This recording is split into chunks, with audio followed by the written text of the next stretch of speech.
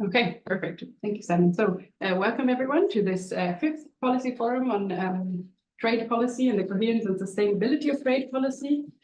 In this session, we're talking about an issue that is maybe not so often discussed in trade policy circles, but some fear may actually hijack trade policy. We'll talk about this, and this is migration. And of course, it's maybe not so much discussed in trade policy circles, but it has been very high on the EU agenda.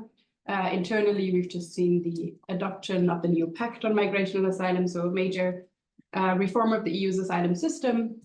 But the pact also has an external dimension. Also externally, the question of migration has been at the forefront of relations with third countries. And in the spotlight here are two examples of that that also touch on trade. And one is, of course, the Samoa or post-Cotonou agreement with the OACPS countries, which has been provisionally applied since January of this year and contains quite comprehensive chapters and clauses on migration and cooperation with readmission.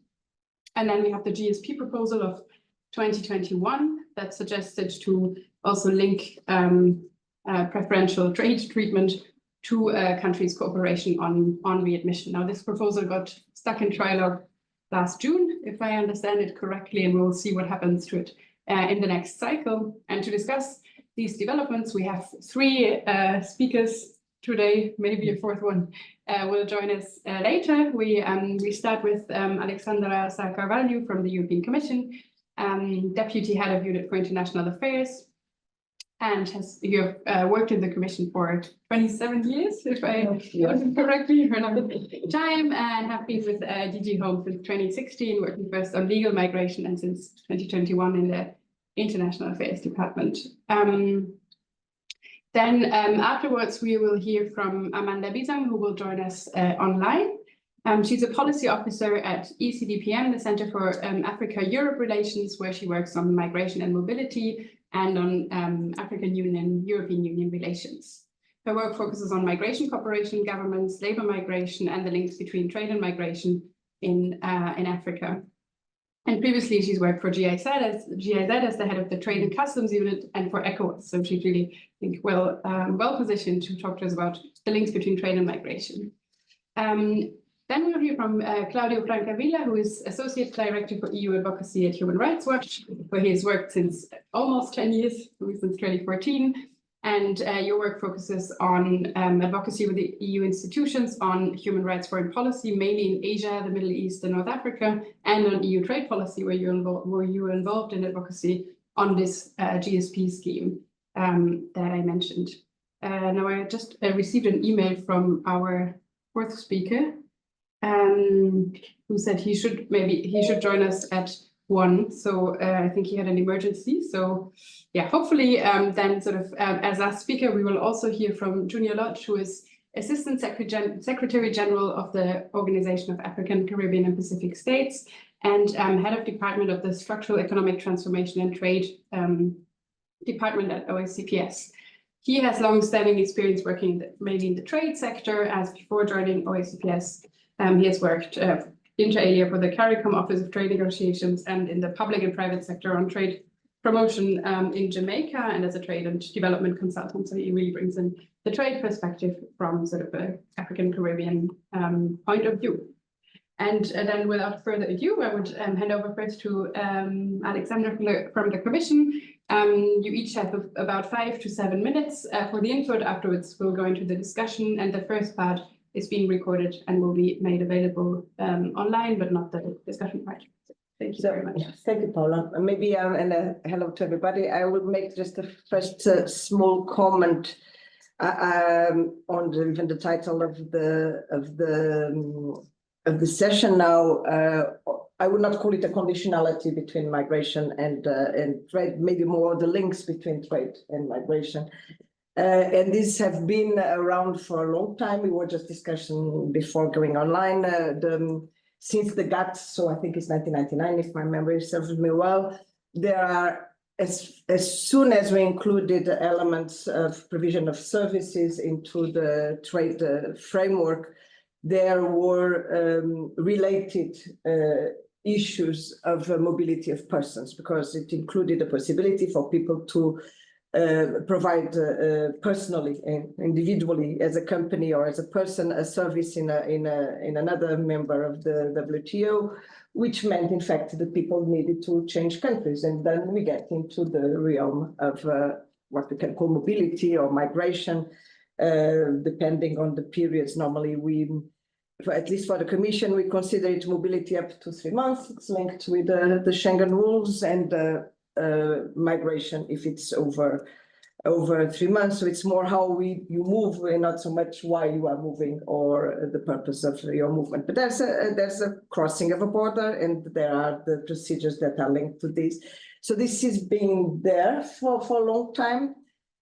And at the same time, in parallel, at the same moment, the European Union got competence in the issues related to migration, and this was directly linked to. And I'm sorry if I'm coming back to the whole history, but I think we need to put things in their dimension. So linked to the creation of the Schengen space, we found out that there was need that member states start to work a bit more on harmonizing the rules of entry and stay in the European Union. And this has been ongoing work since the early 2000s, and now with the new development that Paula just mentioned on the revision of our legal framework for asylum and for migration in the EU that will need to be implemented in the next 2 years by member states. So just take a bit out the heat of the issue, but yes, at the same time there's heat on the issue because we live in a world where, like it or not, the fact that people arrive to the EU irregularly, having right to be protected or not, or looking for economic reasons, has come up in the agenda gradually since the middle of last decade, since the crisis of the arrivals of the Syrians. And of course, the pressure is there in the political realm that the system in the EU works well, and also at the same time that it defends the rights of the people and ensures that people that need to be protected have the means to that, and so that member states have sufficient resources to receive persons in need of protection, and at the same time recognizing that the EU needs workers from outside for different reasons, for lack of specific skills, because they bring innovation, because they bring service, because they bring new ideas, or just because in some areas the Europeans are not willing anymore to work in some professions. So this is a framework where the issues of migration have raised in the political agenda, and nowadays we have seen, and we've seen 3 days ago, even if among the public the issues of migration have gone a bit down in the preoccupations, in some member states it is a win or lose issue in elections. So let's give it the political importance that probably does not correspond to the facts, but it's there. So closing our eyes on this does not help us. So what has happened in the last 6, 7, 8 years was that member states turned to the Commission to, on the one side, propose how to get the situation within the EU working better, because clearly the rules that were established for a few asylum seekers coming from the other side of the Iron Curtain during the 80s were not working anymore for 300 arrivals or more, depending on the years, irregular arrivals or irregular crossing of borders, plus around, I can give you the numbers last year, 800,000 requests for asylum in the EU. So not only these people that cross the borders irregularly are requesting for asylum in a way to get a right to stay in the EU, but also people that overstay their visas and other situations that really raise this. So this is really a pressure in the EU. And so we needed to revise the internal system, but we needed also to reach out to the partner countries so that they would also look at their own systems, and that we could, in one way, try to get better at having the persons that want to come to the EU in a regular way. I'm speaking about migrants, not refugees. Refugees is a bit different, but for people that want to come to work or to join their families in the EU or to study, to come regularly, we need the support of third countries. We need the support of third countries, also our partner countries, to be more clear, also to receive back their own nationals when they are found in a situation that is not regular in the EU, because this is important to maintain our asylum systems working. And we reach out also to these third countries to fight the networks and the criminals that are draining the resources of the countries with a promise for an easy come to the EU, instead of investing these resources in the development of the country. So this has been very much in the center of the attention of the EU, and our member states have asked us to look at the different instruments that we have in foreign policy. So the diplomatic outreach, which we do, development support, which we do with a large envelope of our external funds dedicated now to migration and displacement issues, 10% of the NDC program. Also on visa, the visa code, the Schengen visa code was revised to have a clause that links that in cases of a lack of cooperation in issues of readmission, there can be measures in the visa part. Visa is not an obligation of the EU. We don't have an obligation to give visas to third country nationals, so it was an obvious instrument to link to the cooperation of these third countries. And finally, there has been a regular request to look at trade. Trade is much more difficult. First of all, other than what I mentioned, the normal movement of people to provide services, this has been not an instrument of, or a tool or a link to migration. There are elements referring to these different aspects: legal migration, readmission, fight against organized crime in the association agreements when there are. Normally, these go hand in hand with FTAs, so there are normally clauses on that, but among all of the policies of the EU. And there are also in a couple of FTAs, when we went a bit further in aspects related to the movement of service providers, we included linked to the facilitation of the procedures, also elements on readmission and commitment of the third countries. But well, these are not the problematic countries. I remember there are, I think, clauses in the FTA with Japan, with Chile. These are, to be sure, not the countries from where the flows of people come. So very difficult things. So we looked at the other, like visa, the GSP is unilateral instrument. So it is the EU providing a benefit, preference, going to the good word, to a third country. And since a long time, it has already been linked to the idea that this should go hand in hand with good governance and fight against organized crime with respect of human rights. So the whole GSP scheme has been there for a while, had this logic. And so we looked for the revision in 2021 that Paula mentioned, to have other aspects of governance, including on migration, with the logic that that orderly migration and the preference to legal migration is in line with human rights, contributes to the economic development of the third countries.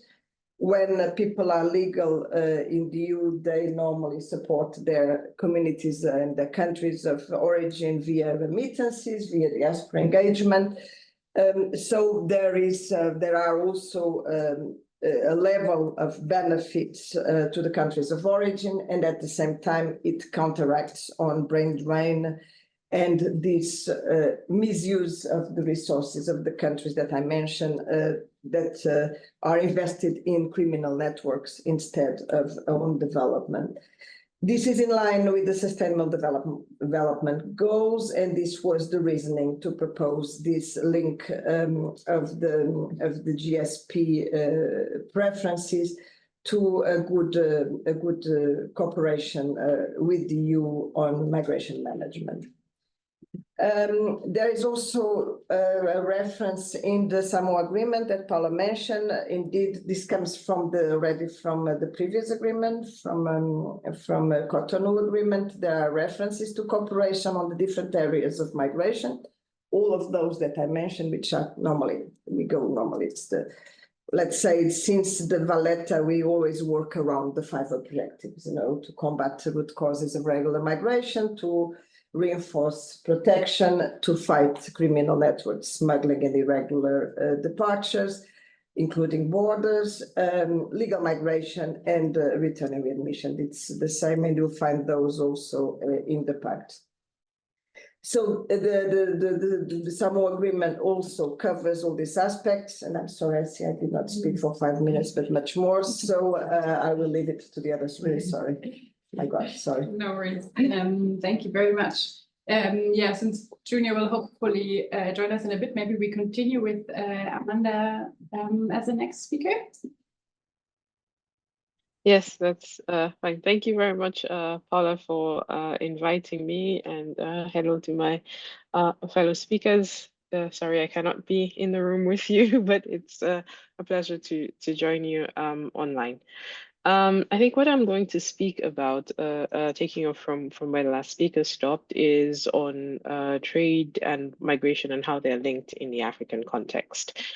And then I'm going to try to build up a little bit to look at what is happening with the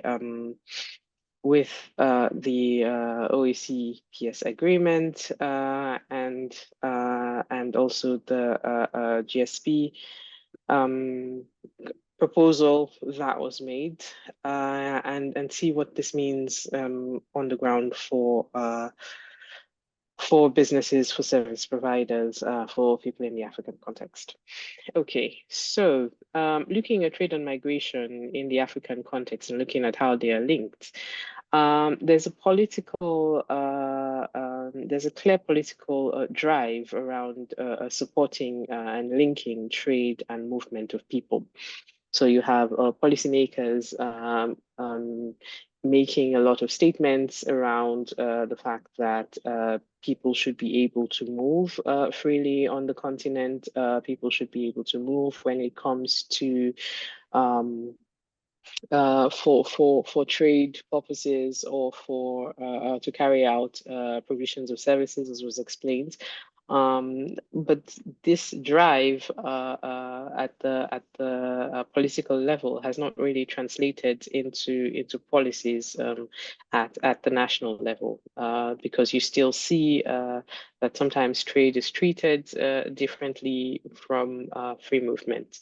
With the introduction of the African Continental Free Trade Agreement, of course, there's been, again, a lot of drive on trying to ensure that in order to benefit from the AfCFTA, the links between free movement of persons, migration, and trade are established. And so, again, you have the political drive. Again, you have lots of influential people on the continent saying things about free movement. So you have, for example, the president of Kenya talking about the importance of linking movement of people and movement of goods. You have a few weeks ago, Dangote, for example, in a CNN interview saying he needs 35 visas and to move within the continent. And then there was an uproar again of how the AfCFTA would work if people are not allowed, especially business persons are not allowed to move freely on the continent. So there has always been this interaction between free movement of persons, migration, mobility, trade on the continent.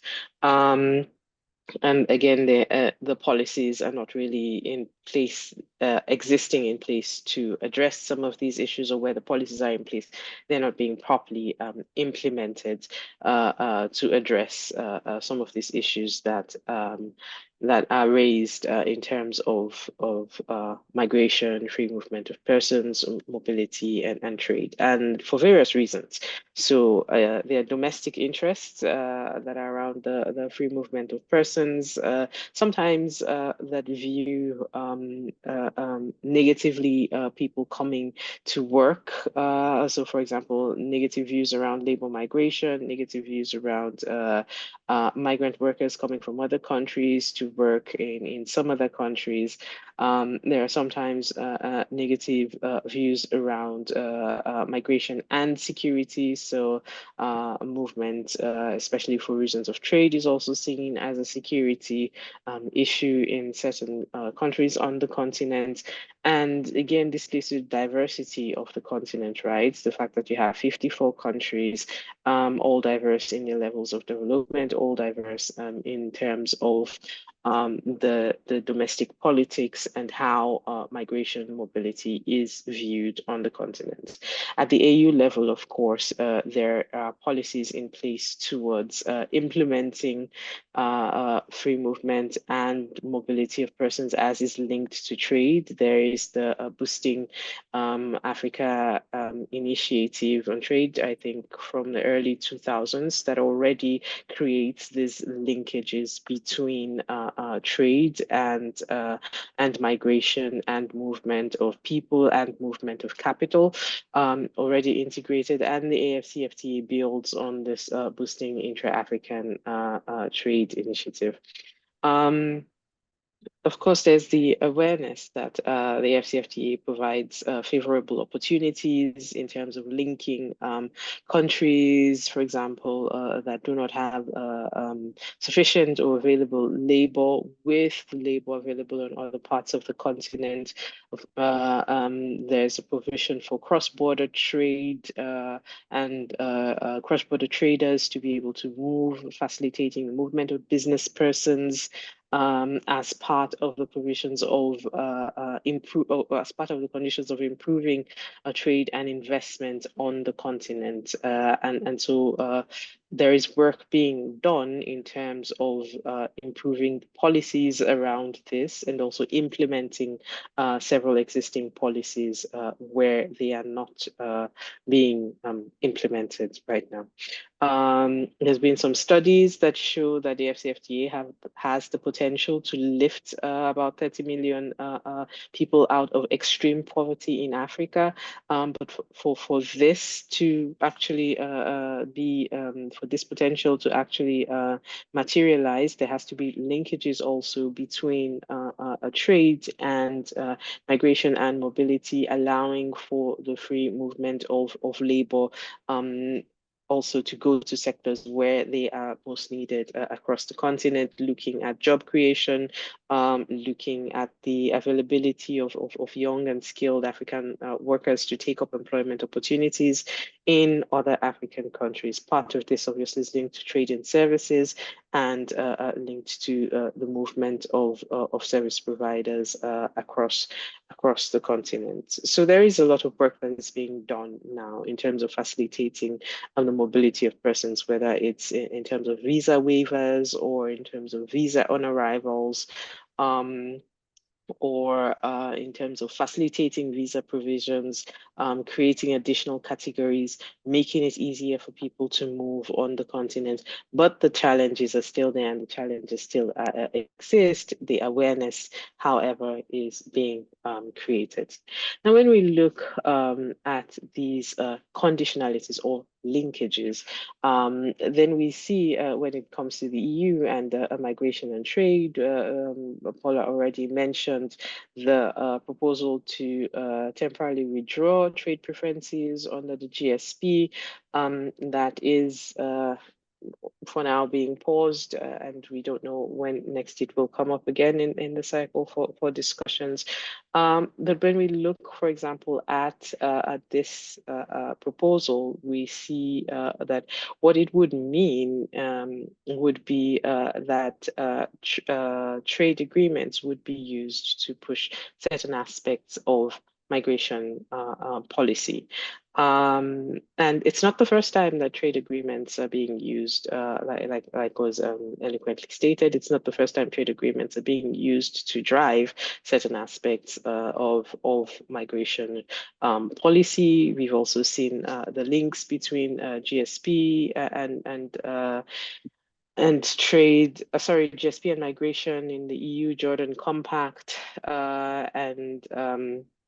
and so this can be used, trade agreements can be used as a reward, so in reinforcing positive conditionalities, being used as a reward for a certain favorable or implementing certain favorable policies. But this is one of the first times that we will see trade agreements being used in terms of expressing a negative conditionality. So the fact that by not implementing certain provisions relating to migration, then trade preferences can be withdrawn.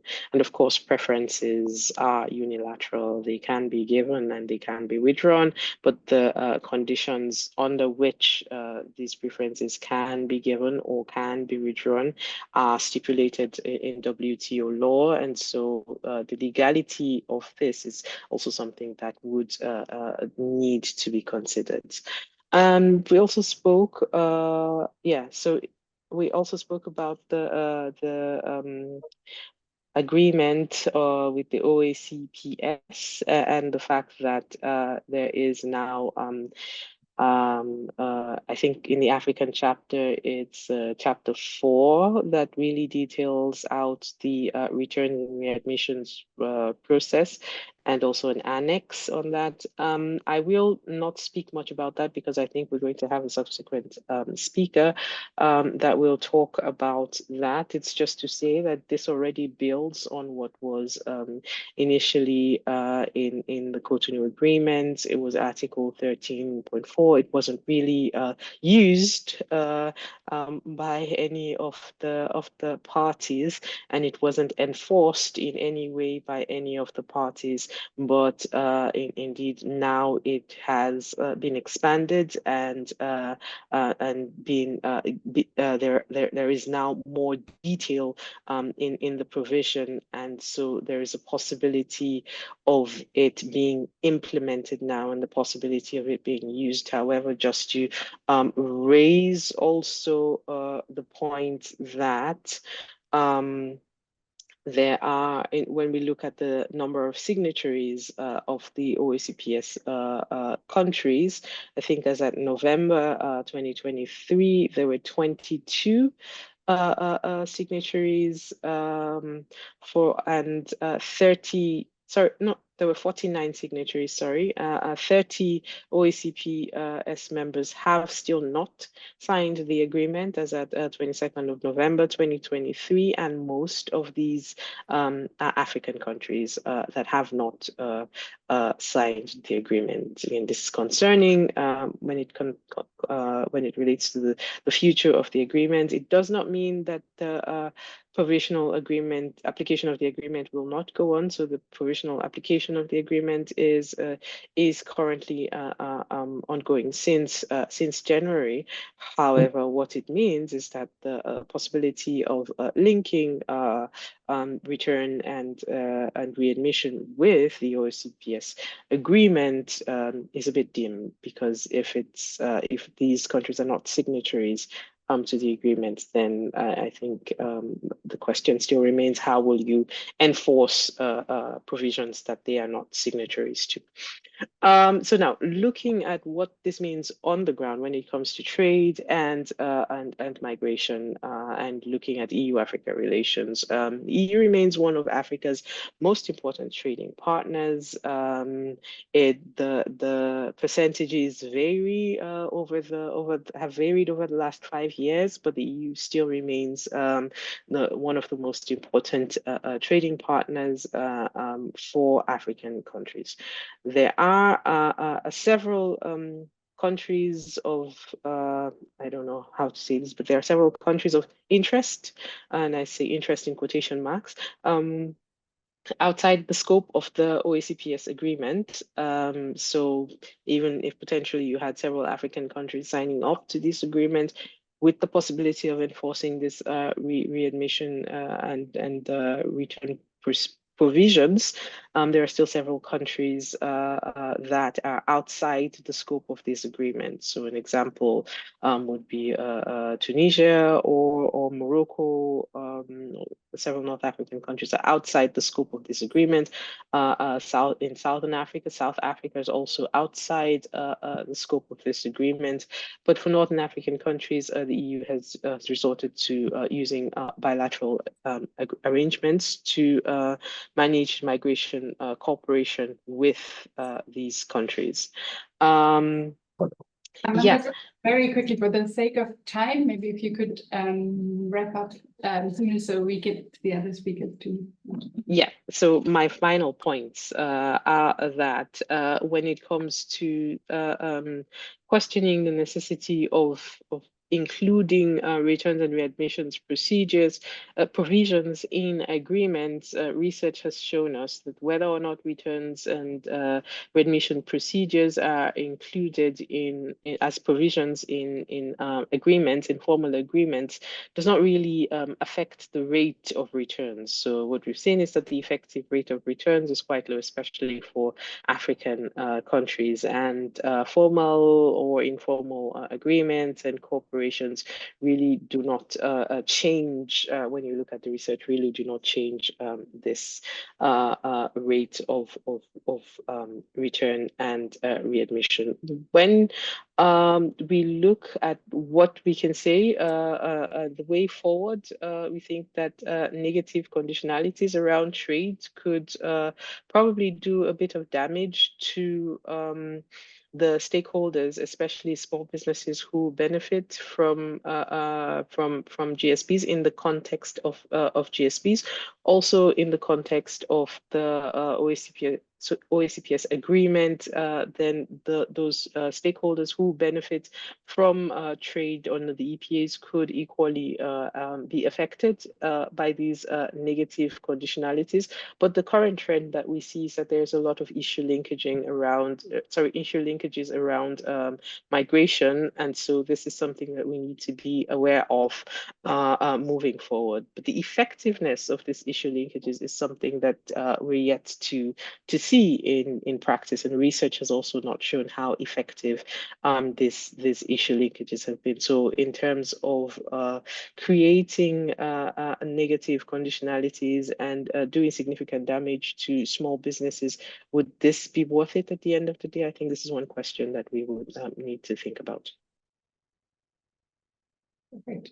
Thank you very much, Amanda, and welcome to Junior Lodge, who has just joined us here. And we've heard already from the Commission and from Amanda. Since you just arrived, maybe I give you a minute to breathe and we continue first with Claudio Francavilla before handing over to you. Thank you very much. If that is okay. Like next? Yeah. Okay, thanks.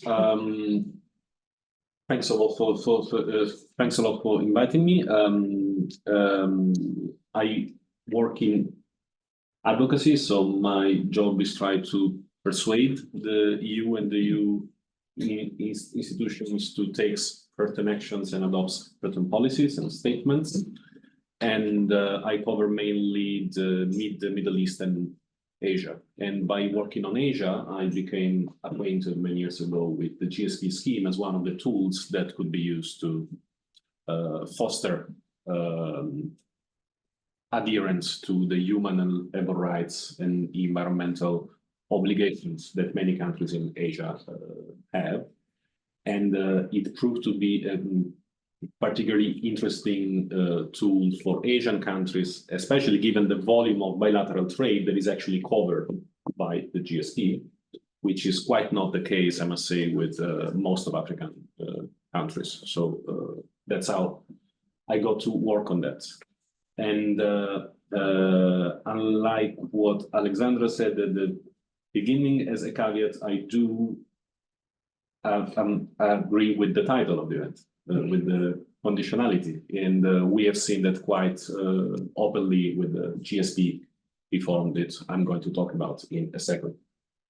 I think it's a perfect example about the migration paranoia that is spreading across the EU in politics of the past, I want to say 10, 15 years at least, can lead to policy decisions that are not only morally approachable, if you will, but also ill-conceived.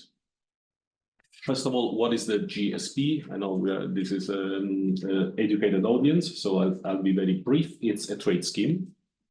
The idea is very simple. Developing countries can export to the EU tariff-free or quasi-tariff-free, and they can lose these benefits if they commit serious human rights or labor rights violations. It's unilateral, meaning they do not pay the tariffs to the EU, but the EU pays the tariffs when the EU exports to those countries.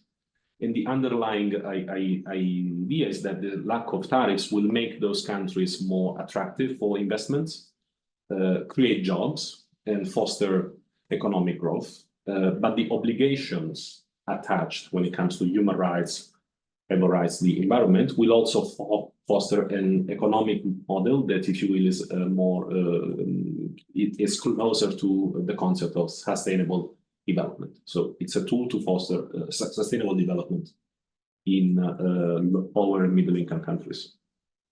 Now, trade experts in the room, trade without tariffs and with conditions attached, how that is possible, how is that compatible with the WTO?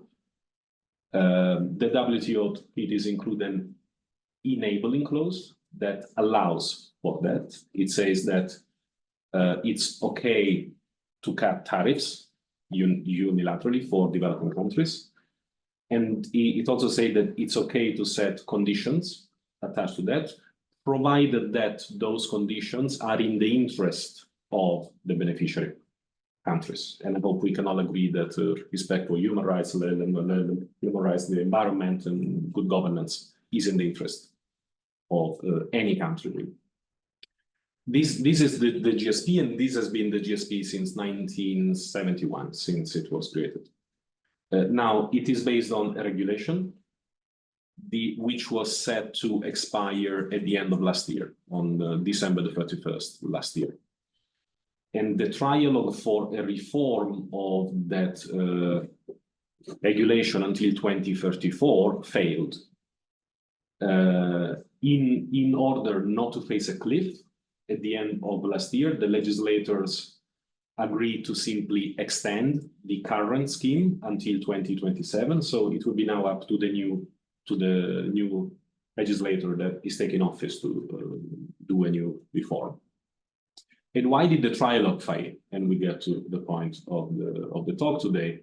One of the main reasons was migration. It was not the only one, but it's the only one that concerns me as a human rights movement. Like I said, the GSP benefits can be withdrawn if a country commits serious human rights and labor rights abuses, but the Commission and the Council wanted to introduce a new rule saying that the GSP country could lose their benefits also if they do not cooperate when it comes to returns and readmission. So a new conditionality. The European Parliament will largely opposed to this, and so the negotiations failed. And why do we agree with the European Parliament? We think that the idea of cutting trade benefits for migration control purposes is ill-conceived, and I will give three main reasons. The first one is the political message. Basically, the EU is telling developing countries, if I can use the term, that migration is more important than their sustainable development. That you are willing to sacrifice a trade scheme, you're willing to harm their economy, if they don't take back 100, 200, 1,000, how many, many may be, people that are deemed to be illegally present on EU soil. And since the trilogue failed, we have also seen a growing, if you will, divide, political divide between the global north and the global south, which is growing, has been exacerbated as we speak by the EU stance on the Gaza war and growing accusations of double standards to the EU. So this all feeds into a very negative global narrative about where the global north stands. The second thing, from a logical point of view, if you will, is the leverage. As I said earlier, the leverage varies dramatically between the GSP beneficiaries.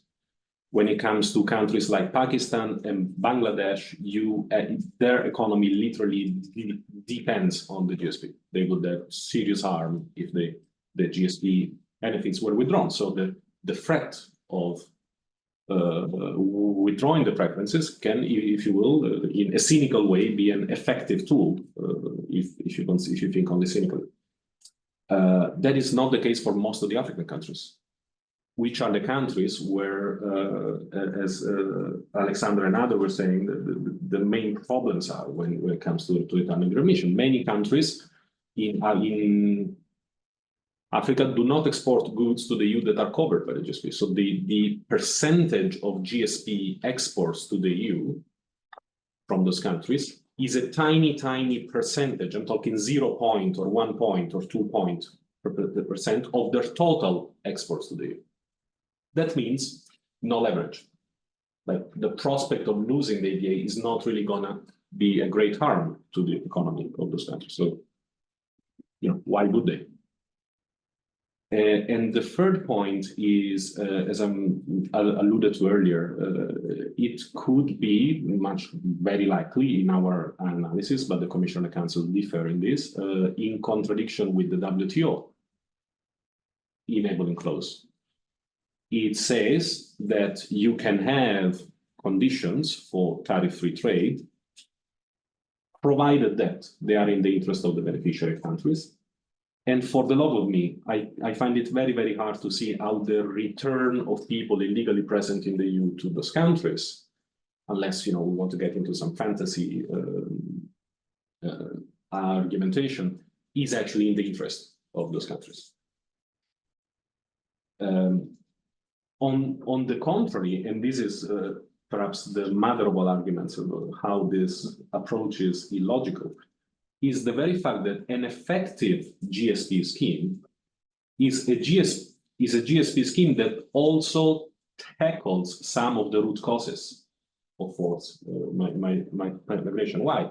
If the human and labor rights and environmental conditionality actually works, actually brings to improvement in the situation in the country, you have jobs, decent jobs, freedom, good governance, less environmental disasters.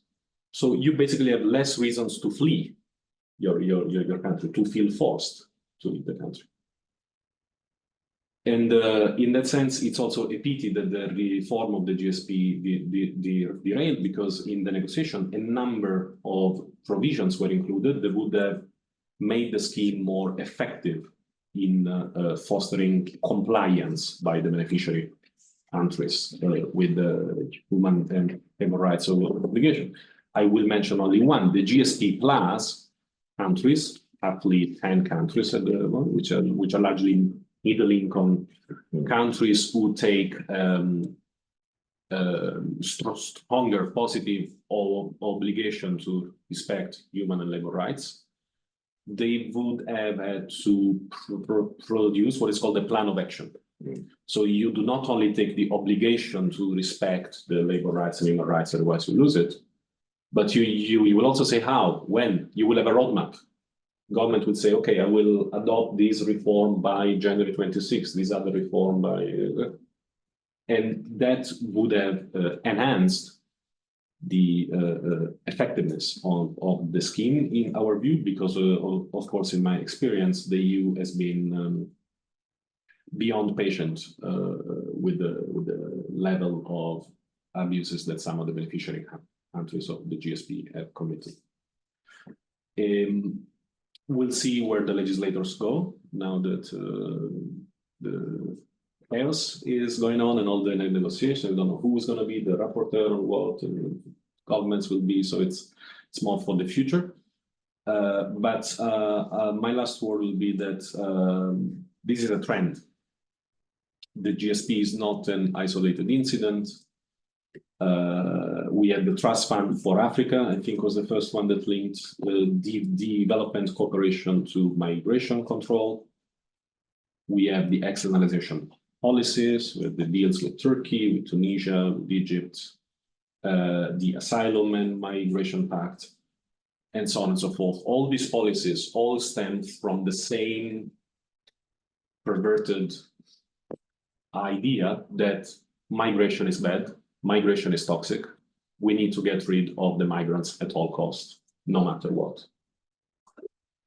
And it's also, unfortunately, a consequence, I must say, of the way that people are voting, because the narrative against migration is extremely toxic, and people are empowering institutions and governments who promise to take this approach, and then they deliver on the approach that they take. Whether it's effective and logical or not, it's a different story. One could say that repression is one of the root causes of migration. I don't think anybody in this room or connected online would like to live under a dictatorship. But when you look at what the EU is doing with Tunisia, it's basically strengthening that our authoritarian rule.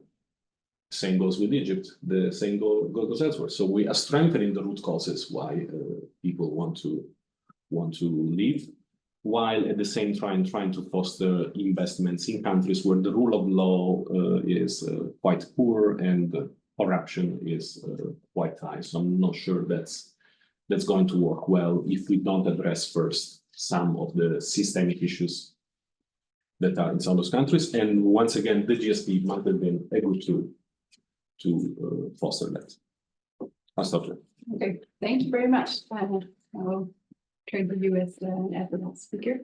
Thank you very much, and sincere apologies for coming late. I somehow thought that the activity started at 2, so I thought that I was in good stead. So my deep apologies. More so because the 2 interventions, or probably I should say, in fairness to first colleague that I heard, 1.5 presentations that I heard were rather fascinating and chime very much with my reflections and my thinking. And I would obviously have relished listening to our partner from the European Commission, DG Home in particular. So my sincere apologies. If I may just make a couple of comments, but also suggest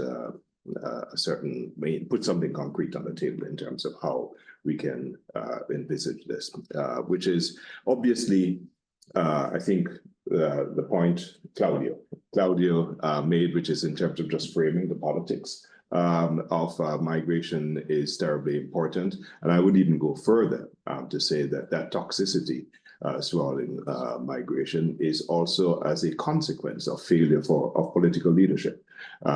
Because the reality remains that if you look at the demographic profile of not just the European Union, but also the global North, and if in fact one could even extend that to China, the demographic profile compels us to say that migration is needed. In fact, the WHO had an estimate that by 2050, there is the need for an additional 44 million workers in in the European Union and the UK. So that's just basic fact. And yet, in terms of the political discourse, even the purported proponents of migration do not make that point. They hide behind this, let's say, more populist wing of the political spectrum, which seeks to demonize not only the notion of migration, but also, of course, people who are living in the European Union and people who are even born in the European Union, but just seem to have a different either ethnicity or even religious bent. So I think that we should recognize that there is indeed a failure of the politics to recognize just the imperative of migration and the need for us to embrace it. And by embracing it, this is not in the least to suggest a free-for-all. It is not to suggest that, let's say, controls and a regulatory framework are not necessary, but the starting point is to just recognize the compelling need, if not even just for sheer economic need for Europe to embrace migration. So that's the first point. The second point is recognizing also that for OACPS countries, what is the OACPS? The OACPS is a collection of vulnerable economies, countries. That vulnerability is expressed in myriad of ways. One is obviously in terms of LDCs, the vulnerability is expressed through stark poverty. In terms of SIDS, it is the threat of climate change, the existential threat of climate change. There are countries that are also threatened by fragility. And I think this is also an important contributor to migration flows. And then there are countries that are even middle-income countries that do not have access to concessionary financing. And then there are countries that have multiple dimensions of vulnerability. So my own country, Jamaica, we are both a SIDS and we are a middle-income country. So there's a double manifestation of that vulnerability. So one of the key facets of countries such as those, or ours, is that they are also trade dependent. Because the nature of most small economies is that their ratio of GDP to or foreign trade to GDP is rather high. And therefore, trade is almost the most important development tool to foster economic growth and economic development. And therefore, when we are thinking of crafting measures which can support countries' sustainable development, I think that we need to exercise due caution. I do register that the additionality of migration and in particular provisions to allow for smoother readmission, that in itself, this kind of conditionality is not new. We have seen it, of course, in terms of GSP Plus with respect to labor provisions, with respect to environmental provisions. But of course, we can also see the direction of travel, which is in terms of increased conditionalities. And by the way, most of these conditionalities tend to be the adoption of international conventions. So whether it is the ILO or even in terms of the MEA for environment, this notion of, let's say, a specific policy, which could be interpreted as a domestic affair, is rather new. And of course, it then opens the door where do you stop from there. So that is an important dimension in terms of the importance of trade and the need to foster trade, because that is the vector through which these core causes that are driving migration can be addressed. And by the way, in a sense, what has happened in this political discourse is also a conflation of different sources of migration and different forms of migration. Paula, in preparing myself for this encounter, I saw a recent paper that you co-authored, where you're looking at a whole host. I think it might have been, 970 preferential trade agreements, where you're looking at how migration is treated in all of this. And of course, one of the things that you mentioned was in terms of, for example, what is colloquially called in trade terms mode 4. So the temporary movement of persons. In a sense, strictly speaking, that's not migration. Okay, but in a sense, in the popular discourse, people coming to fulfill a work contract is collapsed into migration.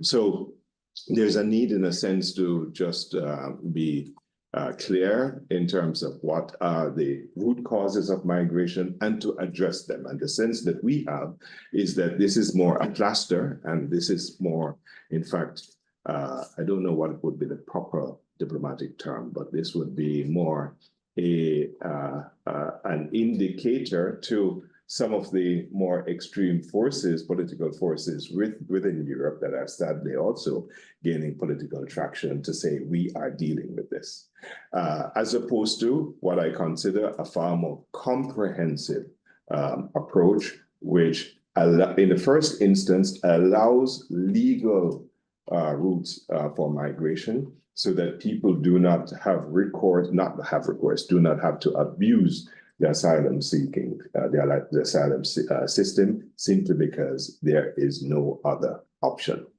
So the last point that I'd like to make before putting something concrete on the table is we recently concluded the Samoa Agreement. The Samoa Agreement, of course, one of the probably most comprehensive provisions of this concerns return and readmission. The way I understand it is that this, in a sense, is a reaffirmation of the established practices in terms of using bilateral engagement to facilitate return and readmission. So in that sense, there is indeed a recognition of the need to act.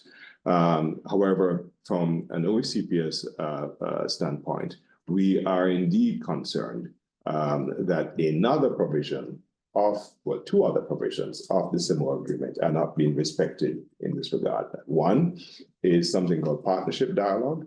Now, I've been around ACP-EU relations for almost 30 years, and it has been a constant cry, and we just seem never to get it right. Where the European Union, you are what is known as norm entrepreneur. So you spend your time, Alexandra, and of course your cohort, your colleagues, just thinking of all the new regulations that you can enact. You can then go to Parliament and of course the Council eventually and try to push that through. And yet there's a partner that you have, whether it is on the Samoa, Lomé, or Cotonou, which is called the ACP, now the OACPS, and you just don't seem to have time for us, even in terms of consulting us, even though we share the same geographical space called Brussels.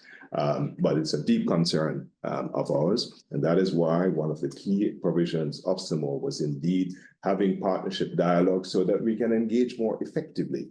Because I like the point that Claudio made, which is in terms of leverage. But this leverage is also being muted as a result of a serial failure to engage effectively with us. Okay? Even if the ambition is noble, but it's a cry to be that much more effective. And the second plank, which what is missing for us, is something called policy coherence. Now, we know fully well, the European Union lost count of how many directorates you have, but there are many. And we also know that, of course, take an issue like this, which is a trade tool with a, let's say, a human rights dimension or a migration dimension. So it is multidisciplinary. It is also inter DG, and we know perfectly well of certain kinds of battles that would arise from that kind of consultation. But the fact remains that this is an instrument which in our view is ill-advised in terms of addressing the core problems. And the core problem is addressing the lack of sustainable development in these countries, a fact which is recorded in the UNGA, which a report which came out on the 78th session of the UNGA, which is that the SDGs are behind. So, it is, we recognize obviously this is a political problem that you face, you feel compelled to act, but we are not convinced that this is the tool to do that. I'll end with one final pitch because I want to be positive. And this in a way is also an attempt to reframe the entire discussion. And it's not even on migration, but it is how we develop a new model, a new approach to recognizing that the global north has a severe need for migrant labor. And there is something in the global south which is also booming, which is also a demographic, as we know, for example, in particular, in sub-Saharan Africa, the fastest growing cohort is between 18 and 25. So how can we harness a need and an opportunity? And this will also allow us to reframe, recast the entire debate on migration in a more positive and mutually beneficial manner. And so I'll leave you with just an idea, which I've been pushing for the last 6 years to anybody who dares to listen, and even those who are disinclined to listen, which is something called